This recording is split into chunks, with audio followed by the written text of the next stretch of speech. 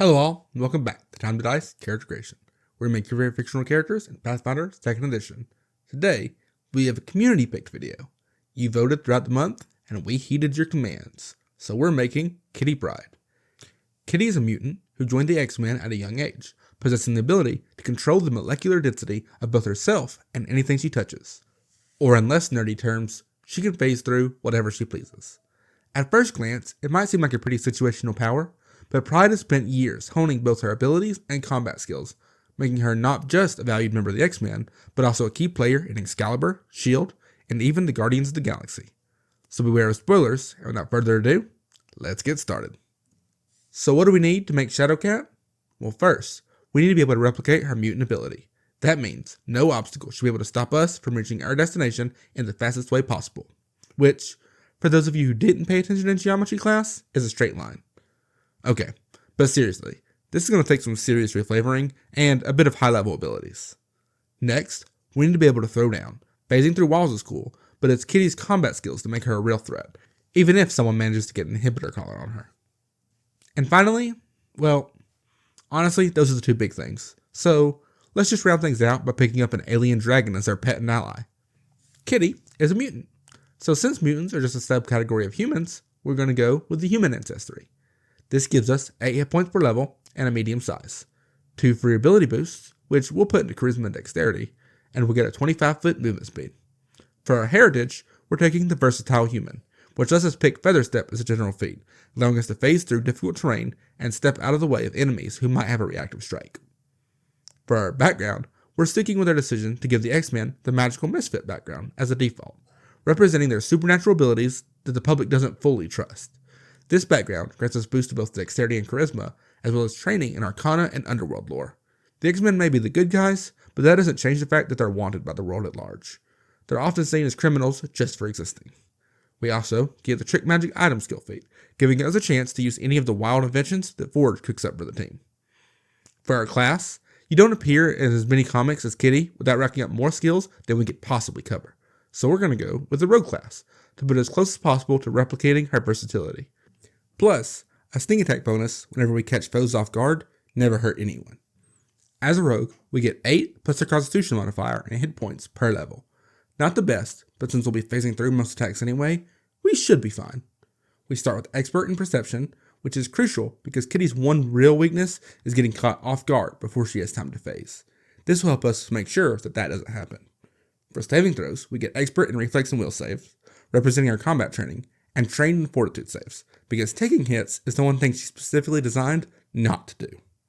For our skills, we get training in stealth, like all rogues before us, as well as acrobatics and athletics for phasing through opponents and knocking them over.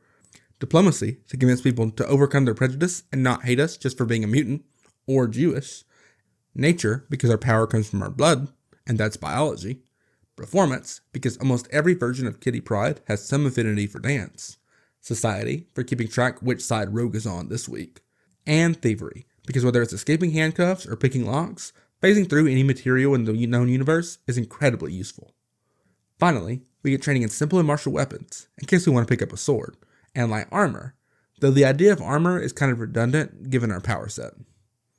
Now, let's talk attributes. Strength is at a +1. We're far from the strongest X-Man, but we've got plenty of fights under our belt. Dexterity is at a +4. If you count phasing through attacks as dodging, then dodging is literally all we do. Constitution is at a +1. Once again, we should probably be taking as few hits as possible. Intelligence and wisdom both sit at +0, mostly because we need the points elsewhere, and charisma is at a +3. But if your name happens to be Peter, then it's +100. Is anyone actually going to get that joke? I wrote the script, and I'm not sure I got that joke. Have you heard the studies that say if you like, comment, and subscribe to the channel that you're watching right now, you instantly become 38% cooler on average? Granted, those stats were thrown off a bit by that one guy who, for no explicable reason, became 1,000,000% cooler, so, don't expect too much. Anyways, back to the video. As a rogue, we get a rogue's racket, and we're going to go with the Eldritch Trickster racket to get a spellcasting archetype. We got some questions about this in our video on building Rogue, the character, not the class. And while this racket wasn't reprinted in the remaster, all legacy content that wasn't directly replaced is still perfectly valid. This gives us the Sorcerer dedication, letting us tap into our X gene for some magical powers. Our choice of bloodline doesn't particularly matter, just make sure to get one that grants primal spells. Level 1 rogues also get surprise attack, making foes off guard if we act before them in initiative, so long as we use either stealth or deception for our initiative. We also get sneak attack, which lets us capitalize on off guard enemies with an extra d6 of damage. For our Ancestry feat, we're taking adapted cantrip, letting us grab a spell from outside the primal list for our cantrip slots. For our class feat, we'll pick up Tumble Behind, which lets us phase through an enemy with an acrobatics check, making them off guard against their next attack before the end of our turn. For our cantrips, we're going to take Phase Bolt thanks to the adapted cantrip feat that we took earlier. This lets us throw an attack that phases through an enemy's cover, reducing any circumstance bonus they benefit by 2. It's a ranged spell, but nothing says we can't use it in melee for an incorporeal punch. Look out, Captain America. We also get Take Root. This lets us plant our feet firmly on the ground, granting us a bonus to our DCs against enemies who try to shove or trip us. It also technically gives us more resistance against being disarmed, but that doesn't fit Kitty nearly as well. At level 2, we take the Magical Trickster class feat, which supply our sneak attack bonus to all spells that require an attack roll and hit an off-guard foe. Right now, this only applies to Phase Bolt, but who knows, we might pick up some more spells down the road. We also get Slippery Prey, which also makes it easier to escape enemy grapples, and honestly, I don't think I need to explain why that fits the character. At level 3, we pick up the Fleet feat to increase our movement speed. If we're going all in on the idea that nothing can stop our movement, we might as well get the most out of every move action available. We also grab Catfall. I'm not sure what the official verdict is on whether phasing into the ground would cancel out momentum, but hey, her name is Kitty. She has to have Catfall. Lastly, we get the Deny Advantage feature, which allows us to ignore off-guard penalty from flanking or hidden enemies of our level or lower. At level 4, we're picking up the Pickpocket skill feat, which lets us steal or palm an object that's closely guarded without taking the usual -5 penalty to our stealth checks. Turns out, pockets don't mean much to a girl like Kitty. We also get basic Sorcerer spellcasting, giving us more creative uses for a mutant ability, namely the Interposing Earth spell. This allows us to phase into the ground whenever we would be targeted by an attack or make a reflex save, giving us cover from that effect, and reducing any damage we might take from it as well. Phasing through the ground to avoid getting hit, classic Kitty Pryde move. At level 5, we pick up the Natural Ambition class feat to give us the Nimble Dodge class feat, allowing us to phase through the enemy attacks as a reaction. Technically, this is strictly worse than Interposing Earth, but the big advantage here is that it doesn't rely on a spell slot, meaning we can use this action all day long, as long as we have a reaction. We gain the Tumbling Teamwork feat, which lets us grant an ally a free step when we phase through an enemy, provided they stay within the range of the opponent that we just tumbled through. This is perfect for setting up flanking or helping an ally escape it. Finally, we get Weapon Tricks, which increases our weapon proficiency and lets us apply the critical specialization effects when we score a sneak attack.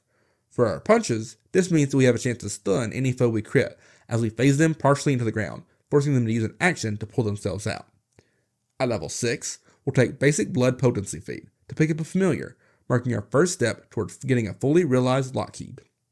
We also pick up the Quick Ally skill feat, allowing us to phase our allies underground to stealth the party with a single check. Finally, we get rank 2 spells at this level. Sloth Skin lets us turn intangible, causing any persistent damage on our skin to fall to the ground. And Wounded Plants allows us to phase directly into a nearby tree to hide from attackers. At level 7, we'll pick up Toughness, allowing us to take a few more hits before going down for the count. We also grab Tumbling Theft, letting us phase through an opponent and swap their wallet in a single action, as long as we critically succeed at the initial tumble-through attempt. We gain a phase of reflexes, increasing our reflex save to master, along with upgrading all successful saves to critical successes.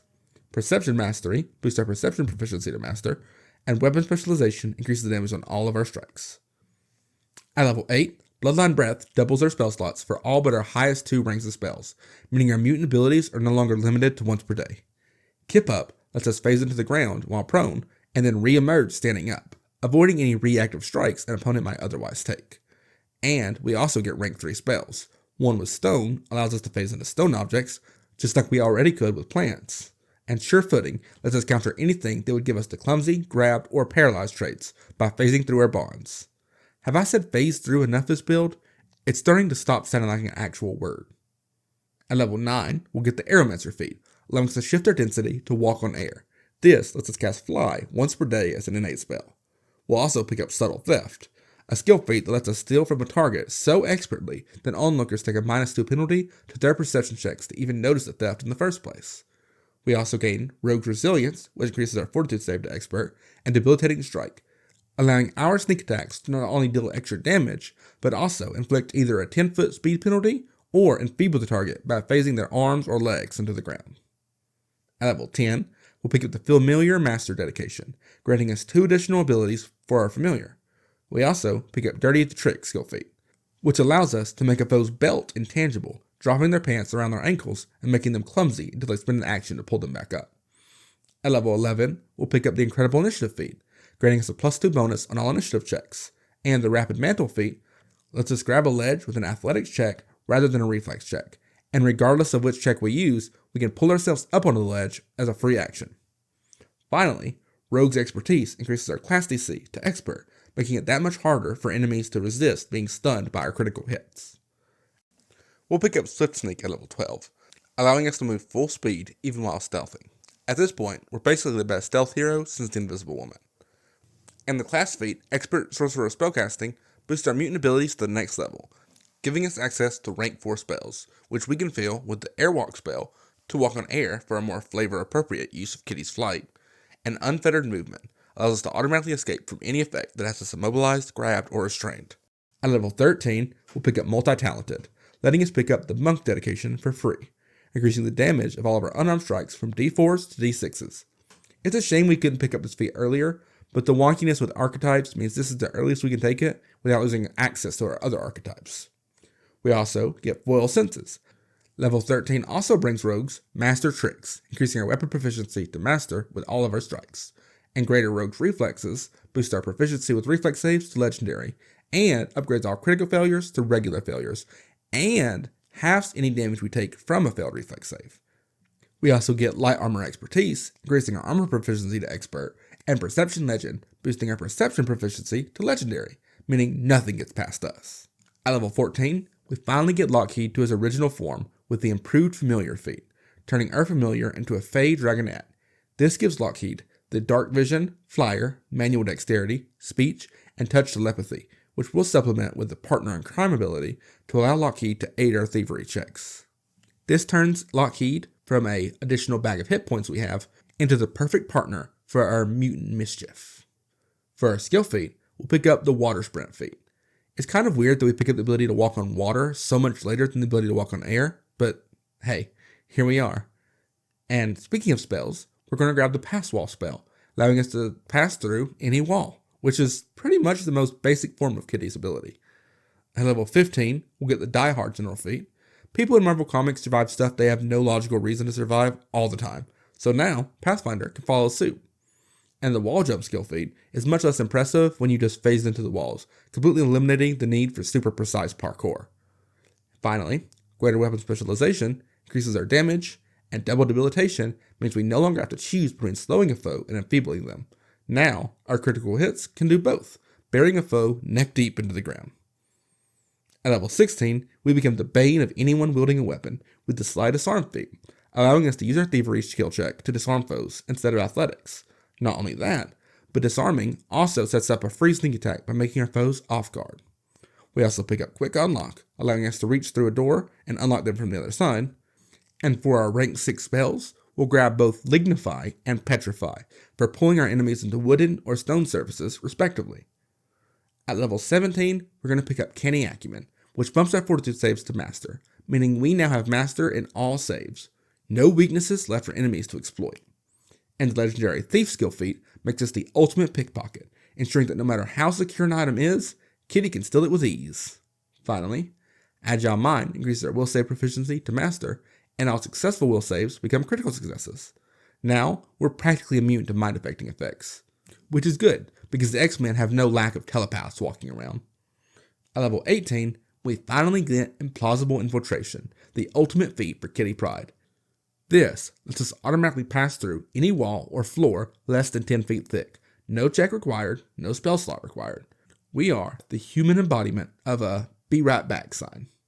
We also pick the Quick Jump feat, which lets us leap with ease without wasting actions on those big high or long jumps. Why waste time with precision parkour when you can just phase through everything in your path, right? At level 19, we'll pick up breath control, a general feat that allows us to hold our breath for an extended period of time. It's not exactly flashy, but some versions of Kitty Pryde require her to hold her breath to activate her powers. So, if your GM is a stickler, we're covered in that department. And we also gain a legendary sneak feat, allowing us to sneak around without needing cover or concealment. Perfect for a character who can literally walk through walls and floors. Even in an empty room, there's always something to hide behind. Master Strike lets us take it to the next level, allowing us to phase through a creature's internal organs, with a chance to knock them out or outright kill them. A nice subtle way to incapacitate someone without needing things to get too messy. Lastly, Light Armor Mastery boosts our armor proficiency to Master, which is pretty much the cherry on top of a build that's already hard to hit and even harder to catch. At level 20, we'll cap off this build with Master Sorcerer Spellcasting, unlocking access to 7th and 8th rank spells, which we don't actually use to get any new spells. We can fill these slots instead with heightened versions of our existing spells. Plus, thanks to Bloodline Breath earlier, we get an extra 5th or 6th level spell slot because we have higher level slots now, further boosting our versatility. Lastly, we pick up the Quick Swim skill feat. I mean, Kitty spent all this time swimming through walls. A swimming pool shouldn't be too much of a challenge for her, right? At this point, there's nowhere she can't go. Now that we've covered Kitty Pryde from level 1 to 20, let's take a second to cover our pros and cons. First off, we have a complete disregard for boundaries. The entire point of this build is to walk through walls, and though it takes a while to get there, we definitely deliver on that promise. Next, whether we're taking the MacGuffin from our foes or just disarming their weapon, what's theirs is ours. With a legendary thievery proficiency and abilities like legendary thief and sleight of disarm, the enemy's gear is never safe as long as we're in the room. And finally, we're a pretty defensive gal, with several ways of avoiding attacks altogether, and not a single defensive proficiency under Master. Combined with our maxed out dexterity, enemies are going to have a real hard time trying to hit us. For cons though, we can't dodge everything, and when we do take hits, we don't quite have a wealth of hit points to burn. Also, our offenses are fine, but they're nothing to write home about. Our only damage dealing spell is a cantrip, which might be fine if we didn't pour so many feats into getting those spells in the first place. And finally, our powerful abilities rely on spell slots, and we don't have nearly enough spell slots to last us throughout the day, meaning after a long day in the dungeon, we might start to feel like a regular rogue. But hey, that's our build on Kitty Pryde. With her ability to phase through walls, disarm foes with ease, and evade attacks like a pro, she's the ultimate stealth hero. Whether you're infiltrating a villain's lair or swiping a priceless artifact, this build has you covered with every trick in the book. Thanks for watching, and as always, don't forget to like, subscribe, and hit that bell icon so you never miss another build guide. And until next time, keep rolling high, and we'll catch you in the next one.